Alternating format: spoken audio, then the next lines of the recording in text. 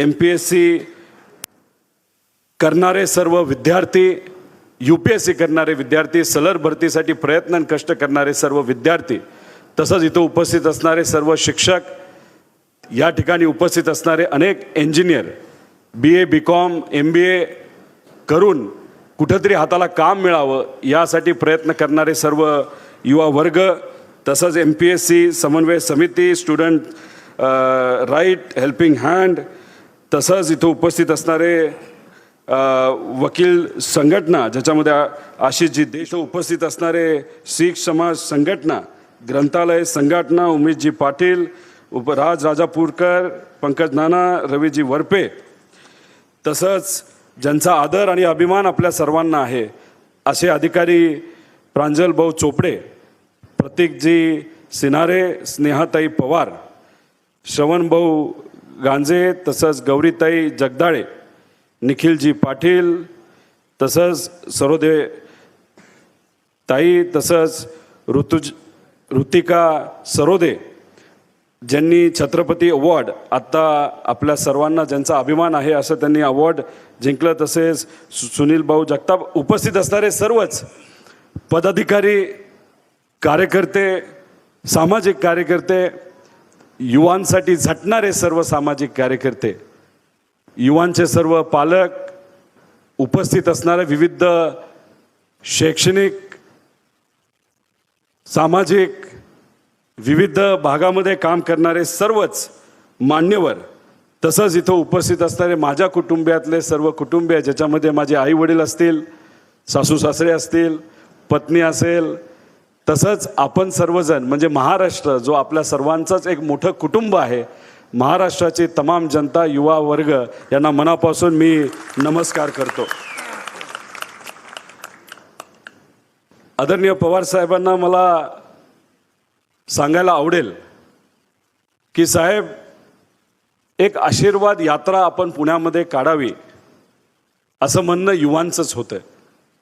जेव्हा केव्हा आम्ही युवांना भेटलो आणि त्यांना जेव्हा कळालं की युवकांच्या हितासाठी, तसंच त्यांचे प्रश्न घेऊन आपण एक यात्रा महाराष्ट्रामध्ये काढत आहोत, तर अनेक पुण्यामध्ये असणारे, महाराष्ट्राच्या विविध कानाकोपऱ्यामध्ये राहणारे जे सर्व युवा आहेत ते एकत्रित आले आणि त्यांनी विनंती केली की आपण 25 तारखेला तुळापूरपासून यात्रा काढत आहोत, त्याच्या आदल्या दिवशी, दसऱ्याच्या दिवशी आपण जर पुण्यामध्ये यात्रा काढू शकलो आणि त्या यात्रेमध्ये आदरणीय पवारसाहेब आणि सर्व मान्यवर येऊ शकले, त्याचा एक खूप मोठा अभिमान हा आम्हाला सगळ्यांना असेल असं या युवांनी सांगितलं.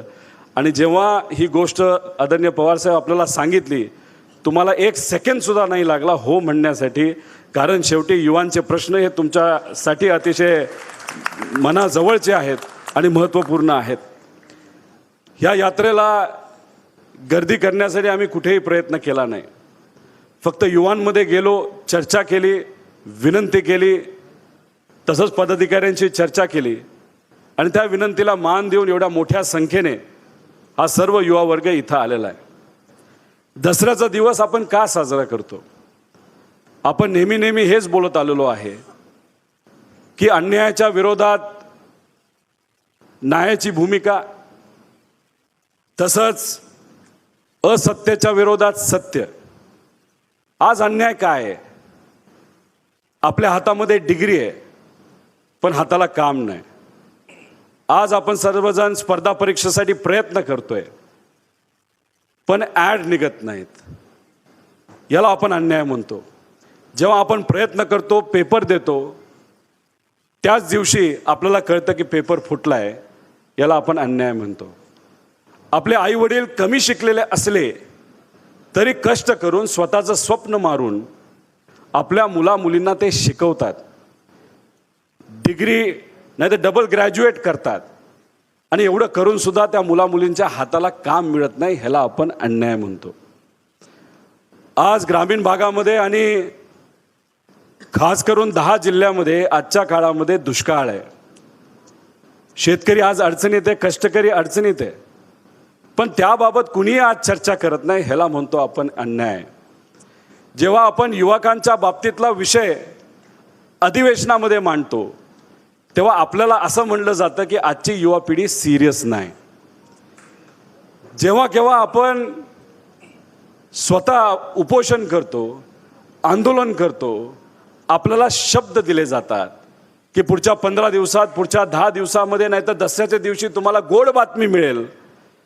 पण असे अनेक दसरे निघून जातात, अनेक दिवाळ्या निघून जातात, ती गोड बातमी कधी आपल्याला मिळत नाही आणि आपण फक्त काय करतो तर वाट बघतो. त्याला म्हणतो आपण अन्याय.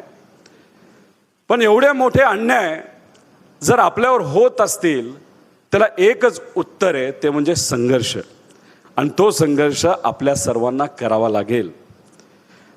आम्हाला सुद्धा कधी कधी वाटतं की अधिवेशनामध्ये जेव्हा आम्ही एखादा मुद्दा मांडतो, विरोधकांचं भाषण ऐकतो, सत्तेतल्या लोकांचं भाषण ऐकतो, त्यातून आम्हाला काहीतरी मिळालं पाहिजे, महाराष्ट्राला काहीतरी मिळालं पाहिजे, युवा पिढीला काहीतरी मिळालं पाहिजे.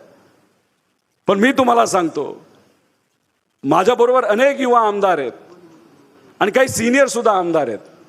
त्यांना प्रामाणिकपणे आपल्या सर्वांचे मुद्दे मांडायचे असतात, महाराष्ट्राच्या हिताचे मुद्दे मांडायचे असतात. पण मग त्या अधिवेशनामध्ये काय होतं तर कुणीतरी कविता गातं, कुणीतरी एखादं गाणं गातं, कुणी एखादं राजकीय कमेंट करतं. माझं एक प्रामाणिक मत आहे, जेव्हा केव्हा आम्ही आदरणीय पवार साहेबांचा काळ बघितला अधिवेशनामधला, नाही तर जे मोठे मोठे नेते याच्या आधी होऊन गेले त्यांचा काळ बघितला, तेव्हा चर्चा होत होती, तेव्हा धोरण बनवलं जात होतं, त्या धोरणावर बोललं जात होतं, काय बरोबर आहे काय चूक ह्याच्यावर चर्चा होत होती. विरोधकांनी एखादा मुद्दा मांडला तर तो कुठंतरी चर्चेमध्ये येत होता. पण आज काय होतं तर तुम्ही आज त्यांच्याबरोबर आहात, उद्या आमच्याबरोबर येणार, त्याच्यावर एक कविता ऐकावी लागते. पूर्वी आपले कसे संबंध होते, आता कसे संबंध आहे, त्याच्यावर कविता ऐकावी लागते. राजकीय भूमिका पूर्वी काय होती, आता बघा तुमची बदलली, ह्याच्यावर कविता ऐकायला लागते. अरे पण या कविता ऐकून करायचं काय? थोडी याच्यामुळे मार्ग निघणार आहे, थोडी युवांना हाताला काम मिळणार आहे, थोडी महाराष्ट्राला दिशा मिळणार आहे. अरे पूर्वीच्या काळामध्ये महाराष्ट्र हा अख्ख्या देशाला दिशा देत होता. जे धोरण महाराष्ट्रामध्ये बनायचं ते अख्खे राज्य, इतर राज्य स्वीकारायचे आणि देश स्वीकारायचा. आहे का आजची तशी परिस्थिती? नाही. कारण का या बाबतीत चर्चा होत नाही. जेव्हा केव्हा एखाद्या मंत्र्याला आम्ही भेटतो तेव्हा ते एवढंच म्हणतात, आमची बाजू घे, तुझं काम करतो. जेव्हा एक अन्याय आमच्या कुटुंबावर आणि पार्टीवर झाला तेव्हा अनेक लोकांचं मत होतं की आम्ही भूमिका बदलावी, आम्ही कुठेतरी सत्तेत जावं. मला आपल्या सर्वांना सांगायचे की सत्ता येते जाते, पण विचार हे कायमस्वरूपी आपल्याबरोबर राहतात. सत्तेमुळे कुठेतरी आपला तात्पुरता फायदा होऊ शकतो, पण विचार जर आपण जपले तर आपल्या पिढीचं आणि पुढच्या पिढीचं कल्याण नक्कीच होऊ शकतं. आजची वस्तुस्थिती फार वेगळी हो. आकड्यावर बोललं पाहिजे. आज या आपल्या देशाचं जे ॲव्हरेज वय ते 29 आहे. 140 कोटीची लोकसंख्या आणि त्याचं ॲव्हरेज वय जर काढलं तर ती 29 वय येतं. 2016-17 मध्ये जे आज लोक काम करतात आणि 2016-17 मध्ये जे काम करत होते त्या काळामधलं वर्किंग पॉप्युलेशन म्हणजे नोकरी असणाऱ्या लोकांचं ॲव्हरेज एज हे किती होतं तर ते 34 होतं. आणि आज गेल्या 5-6 वर्षामध्ये देशामध्ये जे लोक आज काम करतायत त्या लोकांचं ॲव्हरेज वर्किंग एज काय असेल तर ते 46 झालंय. 46. मग मला तुम्हाला विचारायचंय, आपण म्हणतो आपला देश युवा देश आहे, आपल्या देशाचं ॲव्हरेज एज जर 29 असेल तर जसा जसा काळ पुढे जाईल तसं वर्किंग पॉप्युलेशन म्हणजे जी काम करणारी लोकसंख्या आहे, नाही तर ज्यांना हातामध्ये काम आहे अशा लोकांचं वय, ॲव्हरेज वय हे वाढलं पाहिजे का कमी झालं पाहिजे? काय झालं पाहिजे? तर आपल्या देशामध्ये हे वय वाढतंय का? कारण का मुलांच्या हातामध्ये डिग्री आहे पण त्यांना काम मिळत नाही. याच्यामध्ये अनेक असे युवा आहेत की आता ते काम सुद्धा बघत नाहीत. एक शेतकऱ्याचा मुलगा इंजिनियर बनतो, काय स्वप्न मनामध्ये ठेवतो की माझा वडील शेती करतो, कष्ट करतो, पण मला काय ते वेगळं करायचं, एखाद्या कंपनीमध्ये मला काम करायचंय, तिथं मला कुठेतरी संधी मिळाली पाहिजे. वडील सुद्धा कष्ट करतो, आपलं छपराचं जे घर आहे तर तसंच ठेवतो, कधीही तिथं बिल्डिंग बांधत नाही, पण मुलींना तो शिकवतो आणि त्या इंजिनियरच्या हातामध्ये डिग्री आल्यानंतर वन तो मुलगा फिरतो, पण त्या कंपनीमध्ये कुठेही त्याला काम मिळत नाही. आणि तोच इंजिनियर झालेला मुलगा हा परत वडिलाकडे जातो आणि शेती करतो. शेती करणं हे वाईट नाही, शेती करणं फार महत्त्वाचं आहे, पण इच्छाच्या विरोधात जाऊन एखादी गोष्ट जर करायची असेल तर त्याला पूर्णपणे जबाबदार कोण असेल तर ते सरकार असेल. आणि हे सरकार असू द्या ना तर ते सरकार असू द्या.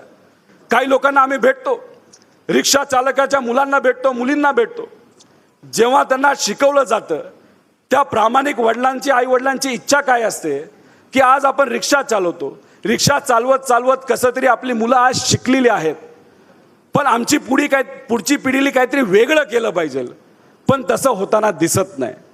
मग त्या सायकलमध्ये, त्या चक्रामध्ये जर सर्व पुढची पिढी सुद्धा अडकत असेल आणि पुढच्या ज्या मुलाला शिकून सुद्धा परत रिक्षा चालवायला लागत असेल तर मग ही सायकल, नाही तर ही जी काय आपली सायकल आहे ते कुठं ना कुठंतरी आपण तोडण्याचा प्रयत्न हा केला पाहिजे. आता ह्या सगळ्या गोष्टी महत्त्वाच्या आहेत, पण याच्यावर चर्चा व्हावी यासाठी आपण युवा संघर्ष यात्रा काढलेली आहे. काही लोक म्हणतात अहो कशाला काढली, ह्याच्यात काय राजकीय हेतू आहे का? अरे अजिबात याच्यामध्ये राजकीय हेतू नाही. काय